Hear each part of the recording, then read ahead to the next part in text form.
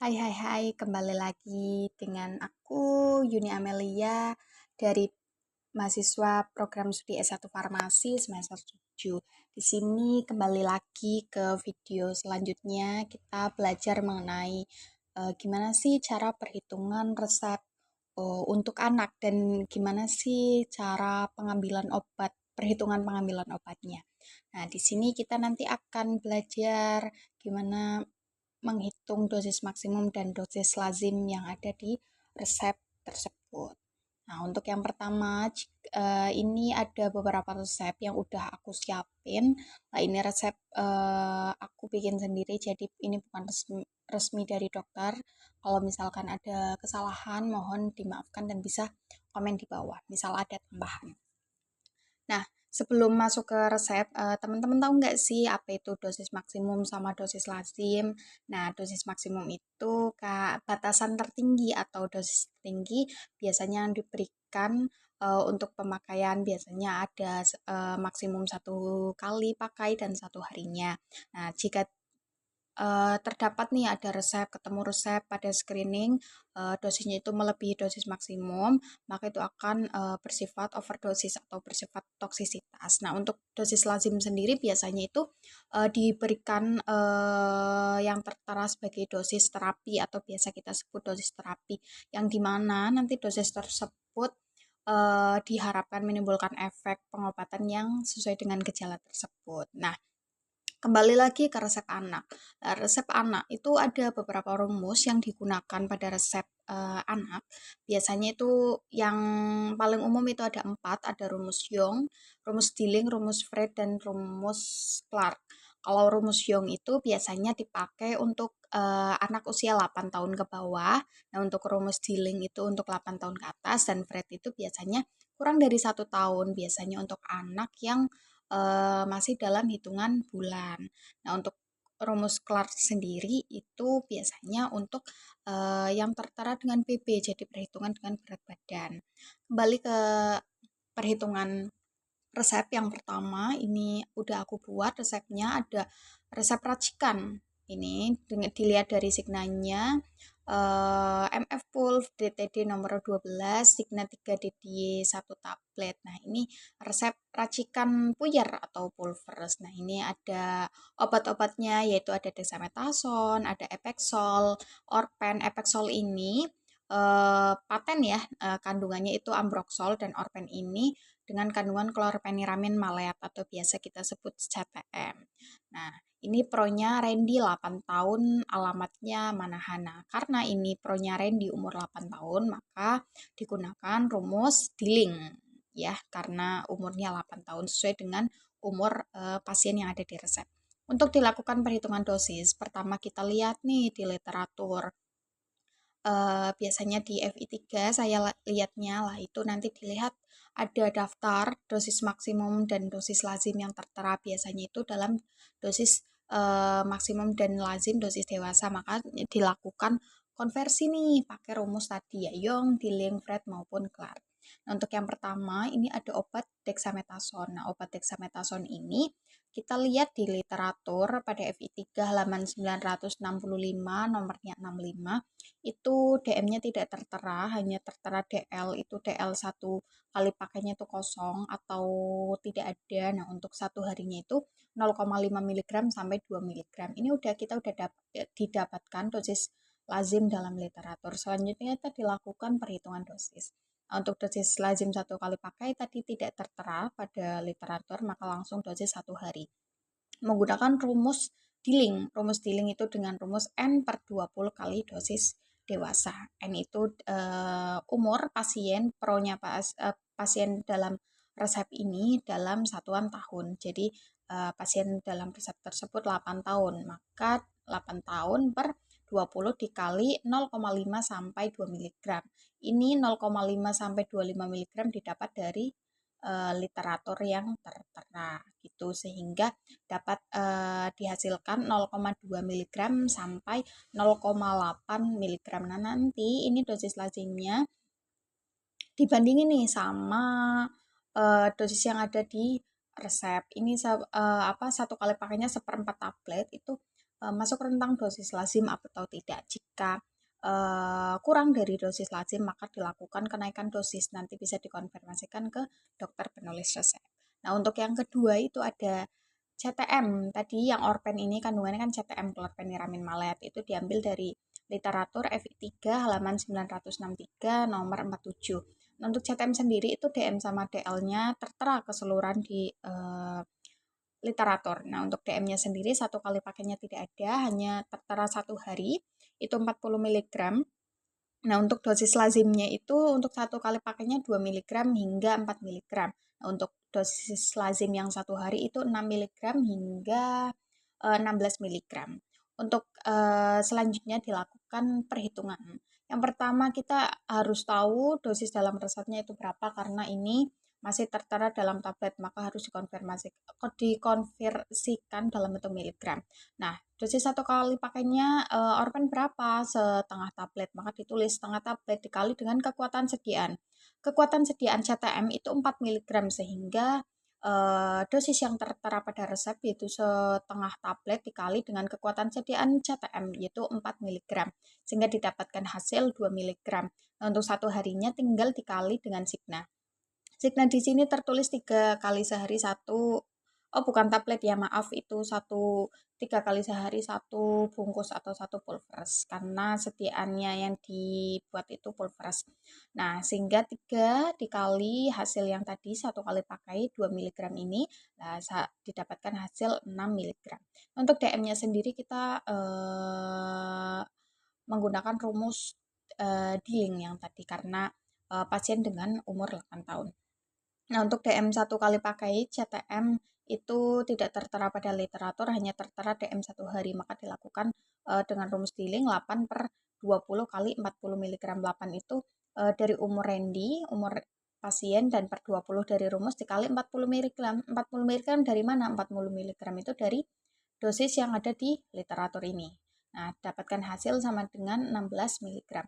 Untuk persentasenya itu ada D per DM 1 hari karena 1 kali pain tidak ada, maka langsung D per DM 1 hari. Untuk dosis dalam resep 1 hari tadi tertera 6 mg, maka dimasukkan dan bagi dengan DM 1 harinya itu tertera 16 mg, maka dikalikan dengan 100%.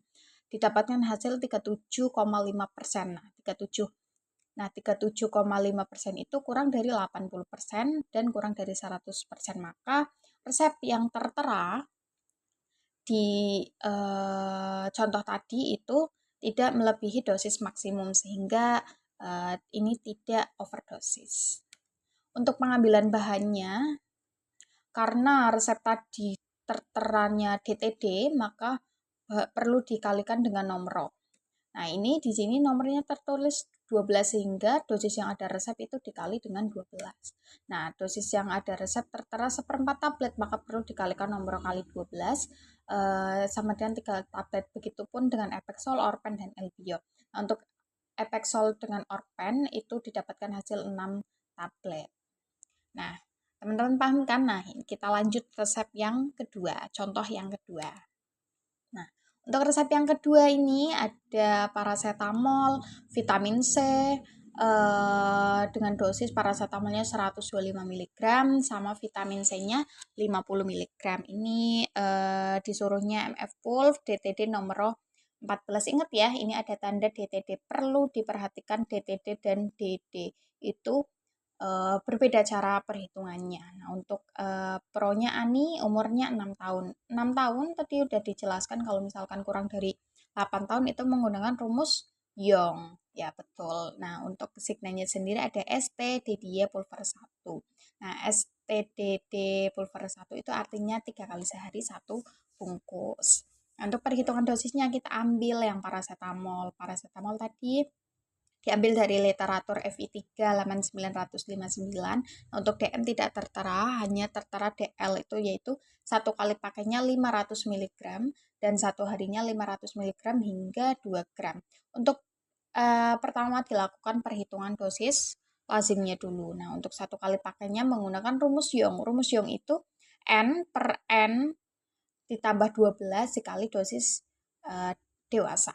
Nah, untuk N-nya sendiri itu umur dalam tahun. Umurnya resep yang dicontoh berapa? 6 tahun, maka 6/6 ditambah 12 dikali 500 mg karena dosis lazim satu kali pakainya 500 mg. Didapatkan hasil 166,67 mg. Nah, untuk DL 1 harinya itu sama dengan rumus Young yang tadi, tinggal dikalikan dengan dosis lazim 1 hari yang ada di literatur. Nah, ini literatur tadi 500 mg hingga 2 gram. Nah, maka dihasilkan 166,67 mg. Ini nanti dibandingin dengan dosis yang ada di resep. Dosis yang ada di resep berapa untuk 1 hari dan 1 kali pakainya? Nanti tinggal ini 125 dikali dengan sigma, dikali dengan 3, nanti dibandingin dengan DL 1 hari ini masuk rentang apa tidak. Kalau misalkan kurang dari dosis lazim, maka perlu dinaikkan dosis. Harus konfirmasi ke dokter penulis resep, begitu. Nah, untuk obat yang kedua itu ada vitamin C, diambil dari literatur FI3 halaman 959. Ini juga hanya ada DL-nya ya, bukan DM-nya tidak ada. Maka dihitung dengan rumus yang tadi yang sama, didapatkan hasil 24,99 mg sampai 333,34 mg. Ini sama, nanti dilakukan perbandingan atau dibandingin dengan dosis yang ada di resep. Dosis yang di resep ini sudah memenuhi rentang dosis lazim atau tidak. Untuk selanjutnya ada pengambilan bahan, paracetamol 125 mg. Ini tidak bisa langsung dikalikan dengan nomor yang ini ya. Nah, ini harus perlu dibagi dengan kekuatan sediaannya, harus dikonversi dengan sediaan yang ada. Ini kita ambil sediaan paracetamol yang 500 mg. Nah, jadi dosis yang ada di resep berapa? Yang ada di resep ini 125 mg dibagi 500 mg atau kekuatan sediaan paracetamol dikali dengan nomor ini. Nomornya 14, berarti kali 14 didapatkan hasil 3,5 tablet. Nah, untuk vitamin C sendiri sama. Kenapa ini dibaginya 50 mg juga? Karena sediaan vitamin C itu 50 mg kekuatan sediaannya. Jadi tinggal dikalikan dengan nomor sama, dengan cara yang sama, hingga didapatkan hasil 14 tablet. Nah, untuk resep yang ketiga ini beda di ini. Tadi saya bilang, perhatikan yang di resep itu tertulisnya DD atau DTD. Itu sangat mempengaruhi perhitungan dosis yang ada. Nah, untuk resep yang 1-2 tadi contohnya itu dengan DTD. Nah, untuk resep ketiga ini contohnya dengan DD. Nah, perlu diperhatikan ya teman-teman. Nah, untuk contohnya ini ada paracetamol sama CTM. Maaf ya ini obatnya tak ulang-ulang soalnya biar jadi gampang diperbandingin gitu. Jadi biar teman-teman tahu nih dengan obat yang sama tapi dengan perhitungan yang berbeda begitu.